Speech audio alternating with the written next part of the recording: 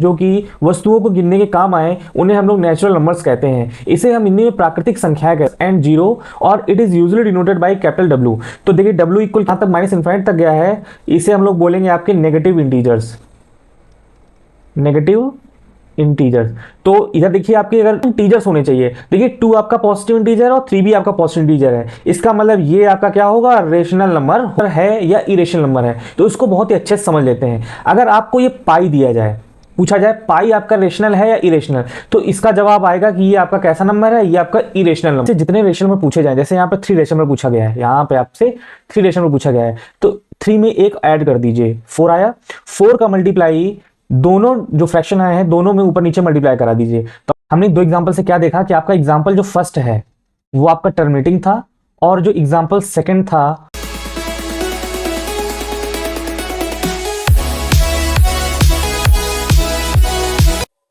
Hello बच्चों, कैसे हैं आप लोग। स्वागत है आपका आपके यूट्यूब चैनल क्रेजी मैथ्स में। आज हम लोग क्लास 9 का फर्स्ट चैप्टर नंबर सिस्टम पढ़ेंगे। ये इंट्रोडक्शन वीडियो है, इसमें हम लोग बेसिक कॉन्सेप्ट जो कि इस चैप्टर के लिए ज़रूरी है उसे हम लोग पढ़ेंगे और उसको अच्छे से समझेंगे। उसके बाद हम लोग इससे रिलेटेड एक्सरसाइज करेंगे। चलिए बिना समय बर्बाद किए शुरू करते हैं। चलिए स्टार्ट करते हैं नेचुरल नंबर से। इसकी डेफिनेशन समझ लेते हैं। Natural numbers are the numbers used to count physical things. ऐसे नंबर्स जो कि वस्तुओं को गिनने के काम आए उन्हें हम लोग नेचुरल नंबर्स कहते हैं। इसे हम हिंदी में प्राकृतिक संख्याएं कहते हैं। इसका एक नाम और है, इसे हम लोग काउंटिंग नंबर्स भी कहते हैं। It is usually denoted by capital N, और ये स्टार्ट होते हैं 1 से और इनफिनाइट तक जाते हैं। इसका मतलब ये नीचे देखिए यहाँ पर लिखा हुआ है n equal 1 2 3 4 up to infinite. अगर कोई आपसे ये पूछे कि सबसे बड़ा नेचुरल नंबर्स कौन सा होगा, तो आप उसका जवाब नहीं दे सकते, क्योंकि अगर आपने कोई नेचुरल नंबर मुझे बोला जो सबसे बड़ा है, उसमें मैं +1 ऐड कर दूंगा तो उससे बड़ा नेचुरल मिल जाएगा। इसका मतलब ये है कि आपसे कहा जाए कि सबसे बड़ा नेचुरल नंबर्स बताइए, तो उसे आप नहीं बता सकते। कि आगे हम लोग होल नंबर्स के बारे में जान लेते हैं। तो आपने देखा कि नेचुरल नंबर जो है वो 1 2 3 4 अप टू इनफिनिट तक था। इसमें एक नंबर की कमी थी, वो है 0। तो डेफिनेशन वही है, whole numbers are a set of numbers including all natural numbers and 0, और it is usually denoted by capital W. तो देखिए डब्ल्यू इक्वल क्या दिया हुआ है, 0 1 2 3 4 अप टू इनफिनिट। चलिए हम लोग इंटीजर्स के बारे में जान लेते हैं। इंटीजर्स क्या होते हैं। Integers include positive numbers, negative numbers and 0। It is denoted by capital Z. चलिए इसको हम लोग नंबर लाइन पे समझ लेते हैं। तो अगर मैंने यहां पर 0 मान लिया और उसके आगे यहाँ पर 1 2 ऐसे ही उसके आगे 3, कहाँ तक जाएगा, ये जाएगा इनफिनाइट तक। और इधर आपके लेफ्ट हैंड साइड पे सारे नेगेटिव नंबर्स होंगे, तो -1 -2 -3 अप टू माइनस इनफिनाइट। तो आपके 0 से लेकर जो आपके राइट हैंड साइड पे सारे नंबर्स हैं उन्हें हम लोग बोलेंगे पॉजिटिव इंटीजर्स। इसको हम लोग क्या बोलेंगे, ये हमारे क्या है, पॉजिटिव इंटीजर्स हैं। और आपके 0 से लेफ्ट हैंड साइड पे जहां तक माइनस इनफिनिट तक गया है, इसे हम लोग बोलेंगे आपके नेगेटिव इंटीजर्स, नेगेटिव इंटीजर्स।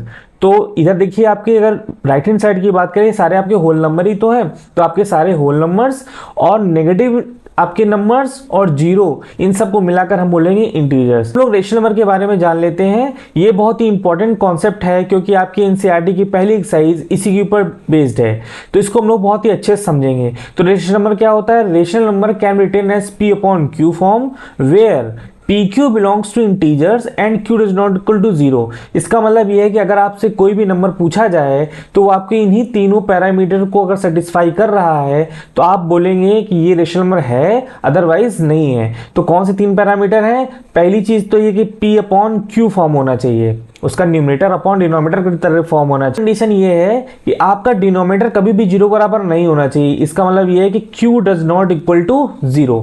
तीसरा पैरामीटर क्या है कि आपके जो PQ हैं वो इंटीजर्स को बिलोंग करने चाहिए। तो P, Q belongs to integers, चाहे वो पॉजिटिव इंटीजर्स हो चाहे वो नेगेटिव इंटीजर्स हो, वो लेकिन इंटीजर्स होने चाहिए। तो इसको एग्जांपल की मदद से समझ लेते हैं हम लोग।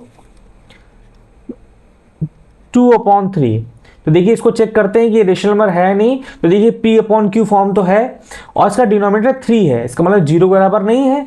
तीसरा पैरामीटर ये है कि जो न्यूमरेटर और डिनोमिनेटर है वो इंटीजर्स होने चाहिए। देखिए 2 आपका पॉजिटिव इंटीजर है और 3 भी आपका पॉजिटिव इंटीजर है, इसका मतलब ये आपका क्या होगा, रेशनल नंबर होगा। एक दूसरा एग्जांपल देख लेते हैं, -1/2। तो इसको भी चेक करिए, देखिए p/q फॉर्म दे रखा हुआ है, -1/2 है और डिनोमिनेटर में 2 है, तो आपका डिनोमिनेटर भी 0 बराबर नहीं है। तीसरी चीज है कि -1 एंड -2 आपका इंटीजर्स है, -1 आपका नेगेटिव इंटीजर्स है, 2 आपका पॉजिटिव इंटीजर्स है, तो ये भी आपका क्या हो जाएगा, रेशनल नंबर हो जाएगा। एक एग्जांपल और समझते हैं, आपसे कोई कहते कि सिर्फ 2, ये बताइए रेशनल है नहीं, तो आपका जवाब क्या होगा, तो इसको भी समझ लेते हैं। अगर आप ये सोचेंगे, देखिए इसके नीचे डिनोमिनेटर नहीं है तो है, ध्यान से देखिए, क्या इसके नीचे हम 1 लगा सकते हैं, हाँ लिख सकते हैं, देखिए p/q फॉर्म हो गया। दूसरा कंडीशन क्या है, q does not equal to 0, तो वो भी सही है इसमें। और तीसरी चीज क्या है कि pq बिलोंग्स टू इंटीजर, देखिए 2 भी आपका पॉजिटिव इंटीजर है और 1 भी आपका पॉजिटिव इंटीजर है, तो ये भी आपका क्या हो जाएगा, रेशनल नंबर हो जाएगा। √2/5, इसको चेक करते हैं कि रेशनल नंबर है नहीं, तो देखिए पहला चीज देख लीजिए, p/q फॉर्म है, तो आपका ये वाला तो आपको सेटिस्फाई कर रहा है। दूसरी चीज क्या है, आपका डिनोमिनेटर 0 के बराबर नहीं होना चाहिए, देखिए आपका 5 दे रखा हुआ है, तो दूसरी चीज भी आपकी सही है। तीसरा क्या है कि pq बिलोंग्स टू इंटीजर, तो बस यही चीज में फेल हो जा रहा है, क्योंकि √2 जो होता है वो आपका इंटीजर नहीं होता, ये इंटीजर नहीं है, तो नहीं है तो आपका ये रेशनल नंबर भी नहीं होगा, तो ये आपका रेशनल नंबर नहीं है। इसके आगे एक बहुत इंपॉर्टेंट एग्जांपल हम लोग देख लेते हैं। आपसे पूछा जाता है कि क्या 0 रेशनल नंबर है नहीं, तो ये आपका एनसीईआरटी का पहला क्वेश्चन भी है, तो इसको हम लोग देख लेते हैं, ये रेशनल नंबर है या नहीं। तो क्या हम 0 के नीचे कोई भी नंबर लिख सकते हैं, मैंने यहाँ पर 1 लिख दिया, कोई फर्क नहीं पड़ने वाला। आप देखिए पहली चीज तो ये p/q फॉर्म हो गया। दूसरा क्या है कि q does not equal to 0, देखिए यहाँ पर 1 है, 0 तो नहीं है। तीसरी चीज क्या है कि pq बिलोंग्स टू इंटीजर्स, तो देखिए 0 भी आपका इंटीजर होता है, 1 भी आपका इंटीजर होता है, तो इसने जो है तीनों केस जो ऊपर लिखे हुए हैं इसको सेटिस्फाई कर रहा है। इसका मतलब ये है कि 0 जो है आपका रेशनल नंबर होगा। अब इरेशनल नंबर का कॉन्सेप्ट देख लेते हैं, रेशनल नंबर क्या होते हैं। तो इरेशनल नंबर की बहुत ही आसान सी डेफिनेशन ये है कि जो भी नंबर्स रेशनल नहीं हैं वो सारे क्या हैं, इरेशनल्स हैं। तो डेफिनेशन है, irrational number are the set of real numbers that can not be expressed in the form of fraction p/q where p and q are integers, the denominator q is not equal to 0। वही मैंने आपको आसान भाषा में समझाया कि जो भी नंबर्स रेशनल नंबर नहीं होते हैं वो सारे क्या होते हैं, इरेशनल्स होते हैं। तो इसको भी हम लोग एग्जांपल देख लेते हैं। तो जैसे आपका √2 हो गया, √3, √5, √7, ये सारे नंबर कैसे हैं, ये आपके सारे इरेशनल नंबर्स हैं। लेकिन अगर कोई आपसे कहे कि √4 रेशनल है इरेशनल, तो देखिए √4 का हम लोग स्क्वायर रूट निकाल सकते हैं, इसका वैल्यू आएगा +-2, तो ये आपका क्या हो जाएगा, ये रेशनल नंबर है। तो √4 जिसका स्क्वायर रूट निकाला जा सकता है वो सारे कैसे होंगे, रेशनल नंबर्स होंगे, और जिसका स्क्वायर रूट नहीं निकाला जा सकता वो कैसे नंबर्स होंगे, इरेशनल नंबर्स होंगे। एग्जांपल्स हम लोग और एग्जांपल्स देख लेते हैं, और कौन से इरेशनल नंबर्स होते हैं। तो डेसिमल्स कुछ नंबर्स भी हमारे इरेशनल नंबर होंगे, कैसे होंगे, जैसे मैंने दे दिया 1.2346 मतलब ये आपका टर्मिनेटिंग नंबर नहीं है, ये नॉन टर्मिनेटिंग नंबर है, और ये रिकरिंग भी नहीं है। अभी आप आगे देखेंगे कि कितने टाइप के आपके डेसिमल एक्सपेंशंस होते हैं। ये जो मैंने नंबर लिखा 1.23461 अप टू इन्फिनाइट तक, ये कहाँ तक जा रहा है, अप टू इन्फिनाइट तक जा रहा है, मतलब ये आपका कैसा नंबर है, नॉन टर्मिनेटिंग है और ये रिकरिंग भी नहीं है। तो इस तरीके के सारे नंबर्स आपके कैसे होंगे, इरेशनल्स होंगे। एक हमेशा पूछा जाता है कॉन्सेप्ट आपके पाई के बारे में, जिसे आप लोग डिनोट ऐसे करते हैं पाई, और जिसकी वैल्यू आप लोग लिखते हैं 22/7। पूछा जाता है क्या आपका पाई रेशनल नंबर है या इरेशनल नंबर है, तो इसको बहुत ही अच्छे से समझ लेते हैं। अगर आपको ये पाई दिया जाए, पूछा जाए पाई आपका रेशनल है या इरेशनल, तो इसका जवाब आएगा कि ये आपका कैसा नंबर है, ये आपका इरेशनल नंबर है। लेकिन आपसे पूछा जाए कि 22/7 है इरेशनल की इरेशनल, तो आपका जवाब आएगा कि ये आपका कैसा नंबर है, रेशनल नंबर है वैल्यू इसी की। लेकिन देखिए ये जो है रेशनल नंबर की सारी कंडीशन सेटिस्फाई कर रहा है 22/7, तो ये आपका रेशनल होगा, पर जो पाई होगा वो आपका इरेशनल होगा। अब हम लोग रियल नंबर का कॉन्सेप्ट समझ लेते हैं। Real numbers are number that include both rational and irrational number. एक चीज जान लीजिए, या तो नंबर कोई भी नंबर हो वो या तो रेशनल होगा या तो इरेशनल होगा, इन्हीं दोनों के बीच में होगा, तो उनका ही कॉम्बिनेशन जो है वो रियल नंबर्स आ जाएगा। तो उसको हम लोग डायग्राम की मदद समझ लेते हैं कि रियल नंबर्स के अंदर कैसे नंबर्स आते हैं। देखिए रियल नंबर्स हो गया, तो रियल नंबर्स में या तो नंबर्स कैसा होगा, रेशनल्स होगा, रेशनल नंबर होगा या इरेशनल्स होगा, ठीक है। और रेशनल नंबर के अंदर भी कैसे नंबर्स आते हैं, तो रेशनल नंबर के अंदर हम लोग नेचुरल नंबर को भी रख सकते हैं, हम लोग होल नंबर को भी रख सकते हैं, और हम लोग इंटीजर्स को भी रख सकते हैं, ठीक है। और इरेशनल्स के अंदर आप जान ही रहे हैं, इसकी पहले आपने डेफिनेशन पढ़ ली है। इसको देख कर हम लोग एक बात बोल सकते हैं कि आपका natural number, whole number, integer और इरेशनल नंबर का जो पूरा कंबाइंड फॉर्म है उसी को हम लोग रियल नंबर्स कहते हैं। का जो इस चैप्टर की पहली एक्सरसाइज है उसमें इस टाइप के क्वेश्चन पूछे गए हैं कि how to find rational number between two rational numbers. तो अभी हम लोग फिलहाल एक एग्जांपल अभी कर रहे हैं, जब हम लोग एक्सरसाइज करेंगे तो हम लोग डिटेल और भी एग्जांपल्स करेंगे। हम लोग यहाँ 3 मेथड देखेंगे, जो भी आपका मन है उससे आप कर सकते हैं। तो चलिए देख लेते हैं पहला मेथड।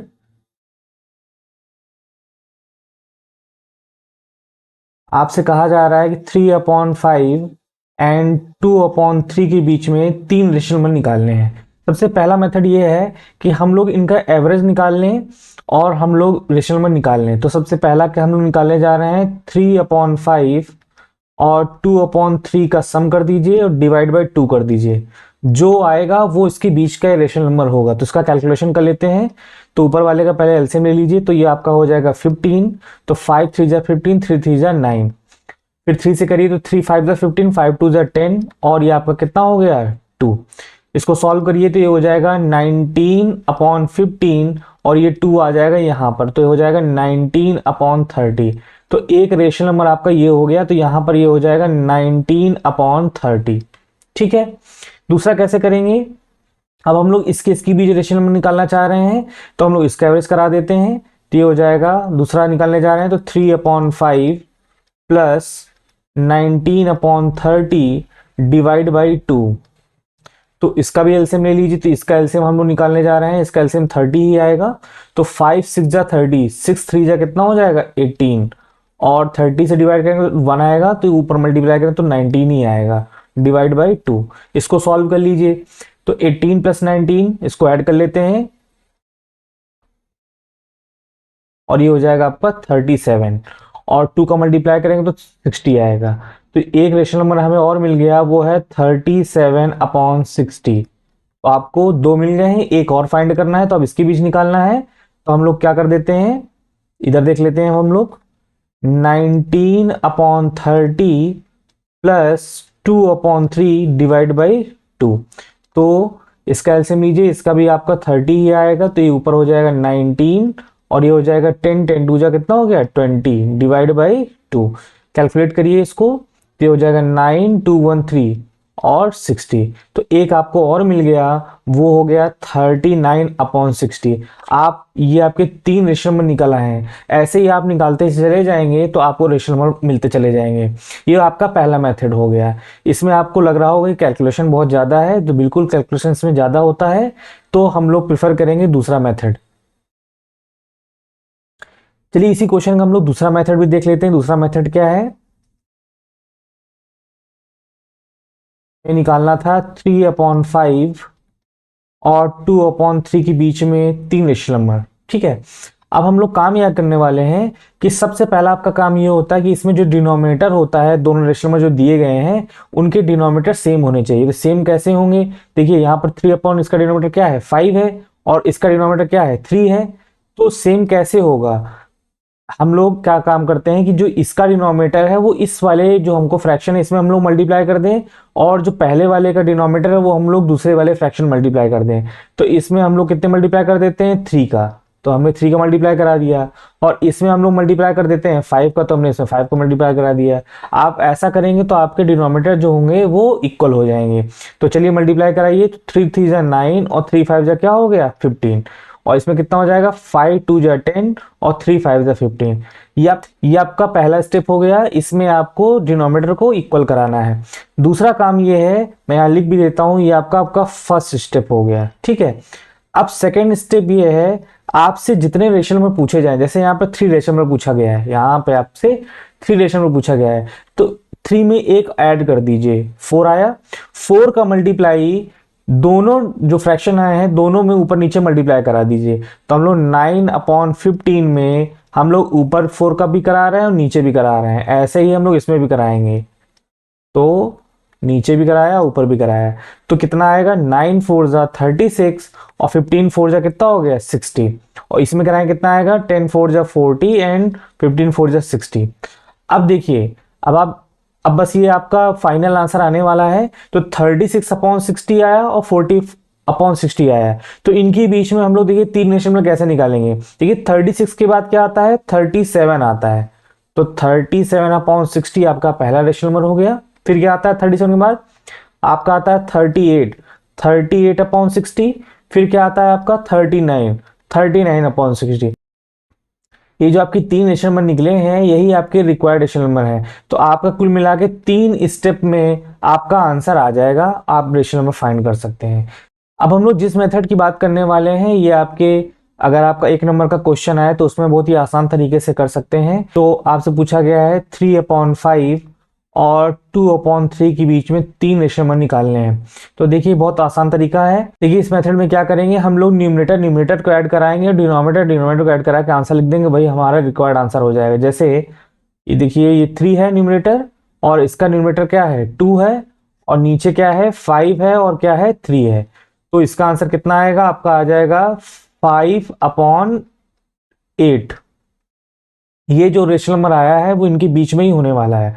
दूसरा क्या करेंगे, अब हमको इसके और इसके बीच में निकालना है, तो सेम ऑपरेशन इसमें करा देते हैं। तो क्या हो जाएगा देखिए 3 + 5 और 5 + 8, तो इसका आंसर क्या आएगा, ये आएगा 5 + 3 8, और 8 5 कितना हो जाएगा 13, ठीक है।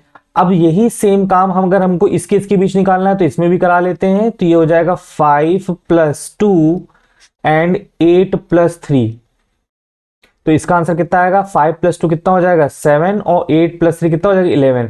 तो आपकी ये जो तीन वैल्यूज आई हैं इनके बीच के रेशनल नंबर्स हैं, आप चाहे चेक कर सकते हैं इसको। आइए अब हम लोग देख लेते हैं कि डेसिमल एक्सपेंशन और रियल नंबर्स कैसे होंगे। तो हमारे पास देखिए आपके सामने दिख रहा है कि बहुत सारे टाइप आ रहे हैं, तो उसको हम लोग समझ लेते हैं।